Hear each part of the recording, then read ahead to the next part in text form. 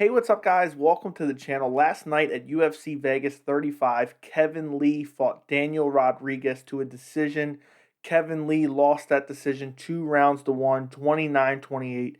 And I wanted to make a video talking about where I think Kevin Lee goes from here. I also want to put in there that I think there's a chance he could still become champion. I'll get to that in a minute. But first off, the fight. Kevin Lee, the second the fight started, I could tell that Kevin Lee was very undersized compared to Daniel Rodriguez. I mean, either Daniel Rodriguez is the biggest welterweight I've ever seen, or Kevin Lee's just too small for the weight class. And I know some people have talked about maybe Kevin Lee would be a guy who would benefit from a 265-pound division, make a 265 and a 275 instead of, 155 and 170. But I don't know. I don't know if that's the case, but all I know is Kevin Lee looked incredibly small. But even with that size disadvantage, the first round went his way. Daniel Rodriguez didn't let his hands go too much. He landed some decent leg kicks, but Kevin Lee was landing some jabs. He eventually got the takedown, held him down, controlled him for the final 2 or 3 minutes of the first round, was able to kind of get into advantageous positions, side control, landed a little bit of ground and pound, and he clearly won that first round. And after I saw that first round, I thought that Kevin Lee probably had the fight. I wasn't sure. It was still kind of close, especially on the feet. But if he could get him down once and control him, Daniel Rodriguez didn't appear that he was able to get up. They were still fresh in that first round. But maybe if he was able to get him down that second and third round, he wasn't going to be able to get up. So the second round came along, and Kevin Lee, more of the same, landed just enough on the feet and eventually gets another takedown.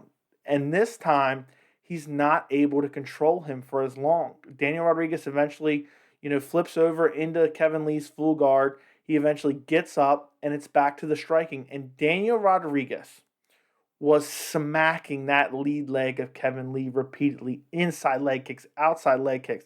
And they were thudding leg kicks. And I really think they were starting to take a toll on Kevin Lee. And Kevin Lee is a guy we've known over the course of his career, he has cardio issues. And second round came along and he started to fade a little bit. He started to get a little bit sloppier with the hands. And eventually he gets clipped towards the end of the second round, hurt badly, was dancing all over the place, similar to the Edson Barboza fight. And he goes for a desperation takedown with like 30 seconds to go and just hangs on for dear life for the rest of the round. Daniel Rodriguez takes round two. Third round comes out. Kevin Lee, even though he's losing the striking, gets another takedown, but Daniel Rodriguez finds his way back to his feet, pushes Kevin Lee off of him. They were in a clinch, pushes him off of him, and then goes back to the striking exchanges, and Daniel Rodriguez was just winning the striking. And once Daniel Rodriguez, I feel like once he realized I can get up off the bottom with Kevin Lee, I feel like he was more confident to let his hands go on his feet, and he was really chewing Kevin Lee up. He was landing a left straight constantly. The leg kicks were just nasty, smacking Kevin Lee's legs over and over and over again. They were affecting his movement.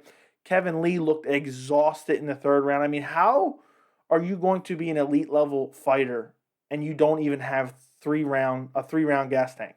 And Kevin Lee's had cardio issues throughout his career. He looked amazing. You go back to the interim lightweight title fight against Tony Ferguson, looked amazing in the first round. Looked like he was going to demolish Tony Ferguson. Comes out in the second round absolutely exhausted.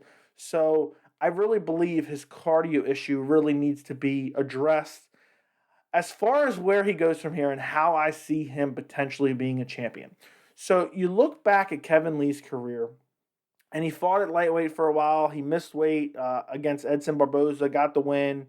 Fought Ali Quinta, lost by decision, moves up to welterweight the first time, fights Rafael Dos Anjos, then goes on to go back down to lightweight and fight Gregor Gillespie and gets that amazing performance. Gregor Gillespie is a great opponent. A lot of people are touting him as like the next lightweight, top 5 guy with his wrestling and his stamina.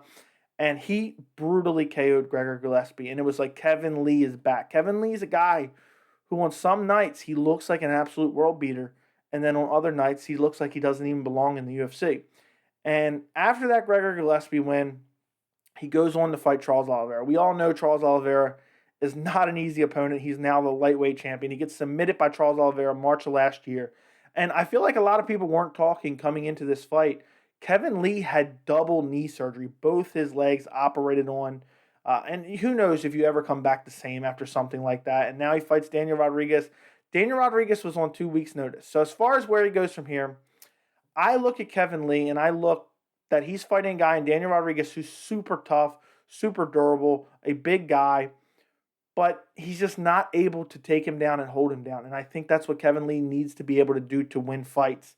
And Daniel Rodriguez, as good as he is, he's not even ranked in the welterweight division. So you look over the welterweight division, and I don't know how Kevin Lee has any success in the welterweight division. Jeff Neal, I don't think he beats Jeff Neal. Bilal Muhammad, no. Neil Magny, no. Michael Chiesa, maybe, but I doubt it. He beat Michael Chiesa ways back in lightweight. Jorge Masvidal, no. Wonderboy Thompson, no. Vicente Luque, no way. Leon Edwards, no. Uh, Gilbert Burns, absolutely not. I mean, he's not getting Gilbert Burns down. And even if he was, he's probably going to get submitted similar to the Charles Oliveira fight. Uh, Colby Covington, he's not going to get him down, so he's going to have to outstrike him. And maybe I would say Kevin Lee could outstrike Colby Covington, maybe. But the stamina is not going to hold up, and Colby Covington has unlimited stamina. He's a volume pressure fighter, and he would destroy Kevin Lee. Same with Kamaru Usman, except Kamaru Usman has power. So I don't see a future for him at welterweight. I think he needs to go back down to lightweight if he wants to stay in the UFC, and he's going to have to, get with his nutritionist. I don't know what he has to do. A lot of people talk about Kelvin Gastelum needs to move back down to 170. I think Kevin Lee can find a way to be able to make weight for 155. I just believe he can do it. He did it before. Maybe it's going to be hard for him, but I don't see a future for him in the UFC welterweight division. So as I said, I think there's still a chance that Kevin Lee could be a champion. And the reason I said that is because I don't foresee him being a UFC champion. I think if the UFC were to cut Kevin Lee, which there's a chance they could, I doubt it. He's won 1 out of his last 5, which isn't, the greatest. But I don't think the UFC would cut him, but maybe they would. But if they do, Bellator would sign Kevin Lee right up. And whether it be at lightweight with AJ McKee, that'd be an interesting matchup. Bellator would love to have Kevin Lee. He's got a personality. He's known. He's not particularly old. But I think he could compete with AJ McKee. I think AJ McKee probably beats him. But I think he could do well in the Bellator welterweight division. You have the champion Yaroslav Amosov.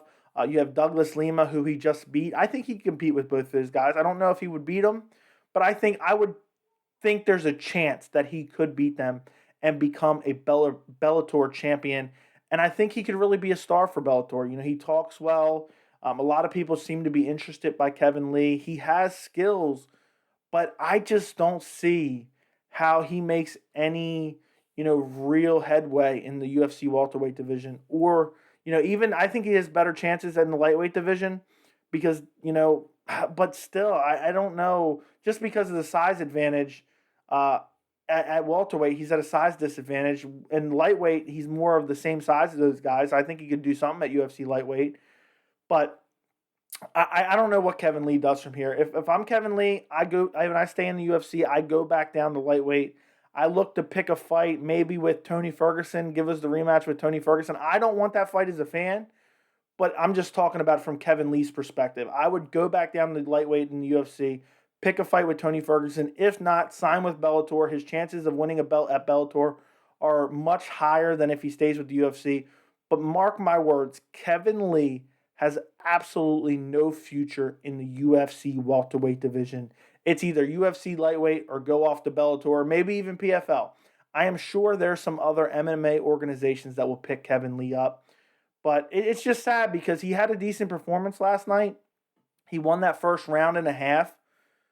But, if you're not able to sustain stamina over the course of 3 rounds in a fight that wasn't even that crazy or grueling, how are you going to compete with cardio monsters like Gilbert Burns, Kamaru Usman, and Colby Covington? Absolutely no chance to beat them.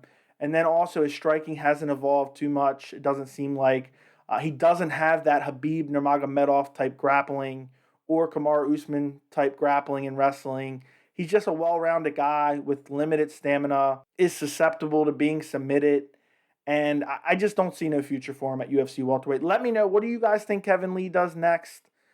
Do me a favor, like the video, and thank you so much for watching. I will see you in the next video.